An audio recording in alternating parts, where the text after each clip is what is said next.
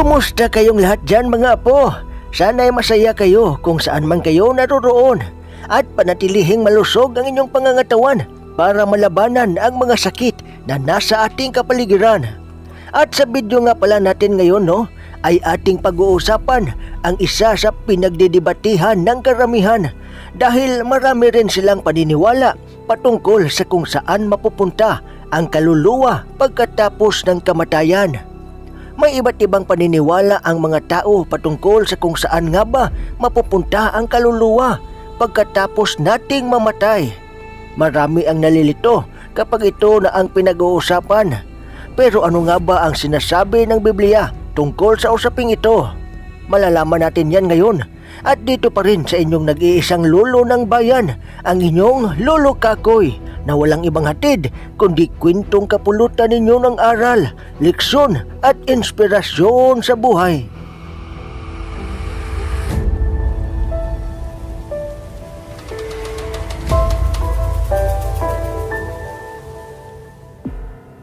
Simulan natin sa mga makasalanang tao at hindi kumikilala sa ating Panginoong Hesukristo, yung mga taong walang kahit katiting na paniniwala sa Panginoon at yung mga taong ibang Diyos ang kanilang sinasamba. Saan nga ba sila agad mapupunta pagkatapos ng kanilang kamatayan? Pagkatapos mamatay ang isang makasalanan, ang kanyang katawan ay manatili doon sa libingan. Ang kanyang katawan ay babalik sa alabok at ito ay mabubulok. Pero yung kaluluwa ay saan mapupunta matapos ang kanyang kamatayan? Ang kaluluwa ng makasalanan ay mapupunta sa tinatawag nating Hades. Dito inilalagay ang makasalanang kaluluwa pansamantala hanggang dumating ang resurrection at final judgment at ilalagay na sila sa impyerno o lake of fire. Wala pang kaluluwa sa impyerno o sa lake of fire dahil ang mga kaluluwang makasalanan ay nandoon pa sa Hades. Ang impyerno o ang lake of fire ay ang tinatawag na Gehenna, ang tinutukoy ng ating Panginoong Hesukristo. Ang Gehenna ay isang Greek word, pero sa Hebreo, ito ay tinatawag na Gehenom, na ang ibig sabihin ay Valley of Hinnom. Yung Valley of Hinnom ay matatagpuan sa timog ng Jerusalem. Habang tumatagal ang panahon at ang lugar na ito ay nanatiling madumi, mabaho at hindi magandang lugar, at tinatapunan ng mga basura na doon sinusunog mula sa bayan ng Jerusalem. Ginagamit ng ilustrasyon ni Jesus Christ yung Gehenna sa paglalarawan sa impyerno or lake of fire. Ang lake of fire na yun, doon dadalhin ang mga makasalanan sa final judgment. Magkaiba ang Hades at Gehenna. Dito sa Hades, ilalagay pansamantala ang mga makasalanang kaluluwa, at dito naman sa Gehenna, dito ang final destination ng mga makasalanan. Kung babasahin natin ang Mark chapter 9 verse 45, ito ang nakasulat: kapag ang paa mo ang nagiging sanhi ng iyong pagkakasala, putulin mo ito. Mabuti pang pumasok sa buhay na walang hanggan na putol ang isang paa kaysa may dalawa kang paa na mapunta ka naman sa impyerno. Sa Tagalog, impyerno ang mababasa natin. Pero kung babasahin natin sa Ingles at iba pang mga translation, ang binabanggit dito ay hell or Gehenna. Habang hinihintay ang final judgment, ang mga namatay na makasalanan ay nasa Hades. Ano ba ang ibig sabihin ng Hades? Ang Hades ay salitang Greek na nagmula sa salitang Hebreo na Sheol, na ang ibig sabihin ay daigdig ng mga patay. Saan ba natin mababasa ang salitang Hades sa Biblia? Mababasa natin sa Luke chapter 16 verse 23. Babasahin natin sa English para makikita natin ang salitang Hades.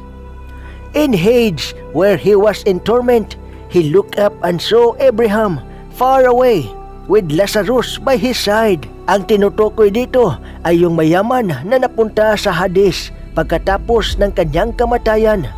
Ano nga ba ang meron sa Hades? Ang Hades ay ang lugar kung saan pahihirapan ang mga kaluluwa. Ito ang place of torment o lugar ng pagdurusa. Ito yung patikim doon sa impyerno. Patikim pa lang yun, hindi pa yun ang tunay na pagdurusa. Mababasa natin sa Revelation chapter 20 verse 14 to 15. Pagkatapos ay itinapon din sa lawa ng apoy ang kamatayan at ang daigdig ng mga patay. Ang lawa ng apoy ang pangalawang kamatayan. Babasahin natin sa Ingles para makikita natin ang salitang Hades. Revelation chapter 20 verse 14 to 15. Then death and Hades were thrown into the lake of fire. This is the second death, the lake of fire. Yung kamatayan at yung Hades ay dadalhin mismo doon sa lake of fire pagdating ng Judgment Day. Lahat ng mga makasalanan, ang final destination nila ay ang lake of fire o ang impyerno.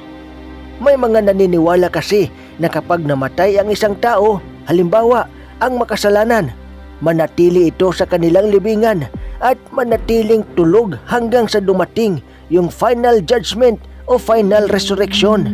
Pero hindi pwede na matulog ang kaluluwa. Kung mababasa natin ang buong kwento ng The Rich Man and Lazarus, makikita natin doon na right after death, wala tayong nakita na sinabing natulog sila ng matagal. Basahin natin sa Luke chapter 16 verse 22 to 23. Namatay ang pulubi at siya'y dinala ng mga anghel sa piling ni Abraham. Namatay rin ang mayaman at inilibing sa gitna ng kanyang pagdurusa sa daigdig ng mga patay. Makikita natin na hindi natutulog ang kaluluwa dahil malinaw ang sinasabi ng Bible. May mga nagtatanong tungkol kay Angelica Sembrano na nakapunta daw siya sa impyerno. At noong nakapunta raw siya sa impyerno, nakita rin niya doon ang iba't ibang personalidad na nandoon at pinahihirapan. Uulitin ko, no? Kung yung impyerno ang tinutukoy ay yung lake of fire, wala pang tao doon. Magkakaroon pa lang ng tao doon pagkatapos ng final judgment. Ngayon, baka ang tinutukoy na impyerno ni Angelica Sembrano ay ang Hades o Hades. Saan naman mapupunta ang mga kaluluwa ng mga taong matutuwid o yung kumikilala sa ating Panginoong Hesukristo? Ang kanilang kaluluwa ay meron kaagad patutunguhan pagkatapos mamatay, at ito ay sa piling ng Diyos. Mababasa natin sa Philippians chapter 1 verse 23. May pagtatalo sa loob ko, nais ko nang pumanaw sa mundong ito upang makapiling ni Kristo, sapagkat ito ang lalong mabuti. Malinaw sa binasa natin, sinabi ni Apostol Pablo, kapag siya ay pumanaw na, siya ay diretso doon sa piling ni Kristo. Wala tayong makikita na ang kaluluwa niya ay natutulog. Basahin natin ang 2 Corinthians chapter 5 verse 8. Malakas ang aming loob at mas gusto pa nga naming iwan ang katawang ito na aming tinatahanan ngayon upang manirahan na sa piling ng Panginoon. Malinaw na sinasabi ni Apostol Pablo na diretso talaga sa piling ng Panginoon pagkatapos mamatay. Tingnan din natin ang kwento noong napako ang ating Panginoong Hesukristo sa krus at kasama niya ang dalawang magnanakaw. At yung isang magnanakaw doon ay nanampalataya kay Hesukristo. Basahin natin sa Luke chapter 23 verse 43. Sumagot si Jesus, "Sinabi ko sa iyo, isasama kita ngayon sa paraiso." Mamamatay na yung tao na yun at sinabi ng Panginoon na ngayon mismo isasama kita sa paraiso. Malinaw talaga na pagkatapos ng kamatayan na walang ibang pupuntahan, walang matutulog, diretso talaga sa piling ng Panginoon kapag nanampalataya ka sa Panginoong Hesukristo. May mga naniniwala na pagkatapos mamatay ng isang tao, ang kanyang kaluluwa ay manatili pa dito sa lupa. Kaya may mga naniniwala na may mga kaluluwang ligaw. Pero hindi yan totoo, mga apo, dahil malinaw na sinasabi ng Bible na pagkatapos mamatay ng isang tao, mayroon kaagad silang pupuntahan at hindi na sila manatili pa dito sa lupa. Paano naman daw yung dumadalaw sa kanila? Nakita nila mismo sa harapan nila yung tao na namatay na at nagparamdam daw sa kanila. Sino yon? Ang nasa likod dyan ay si Satanas, mga apo. Tandaan natin na si Satanas ay manlilinlang at kaya niyang gumaya ng tao. Kaya niyang gumaya kahit ano, even an angel of light. Basahin natin ang 2 Corinthians chapter 11 verse 14. Hindi ito katakataka sapagkat si Satanas man ay nagkukunwaring anghel ng liwanag. Napakagaling man din lang ni Satanas, kaya nga madaling natukso ni Satanas si Eva at Adan dahil kaya niyang mag-disguise ng maayos. Yun ang gagawin niya para maninlang ang mga tao at para matakot niya yung mga tao. Huwag tayong maniniwala sa mga nagpapakita sa atin na namatay na dahil meron na agad silang patutunguhan pagkatapos ng kamatayan. Kung babasahin natin ang Bible, ang Panginoong Hesus ay mas maraming beses siyang nagturo at maraming beses ding binanggit ang impyerno kaysa langit. Pinapakita lang dito ng Panginoong Hesukristo na pinapahalagahan niya ang kaligtasan natin. Ang gusto ng Panginoon na maligtas tayo dito sa kapahamakan ng impyerno.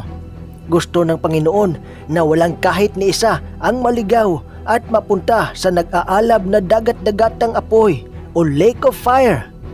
Kaya hindi pa huli ang lahat mga apo. Magbalik loob sa Diyos. May panahon pa mga apo. Ano pa bang mga patunay ang kailangan para maniwala kayo na merong Diyos? Sana'y tumagos sa inyong mga puso't isipan ang ating salaysay ngayon mga apo. At maraming salamat sa inyong panonood. To God be the glory. Bye-bye!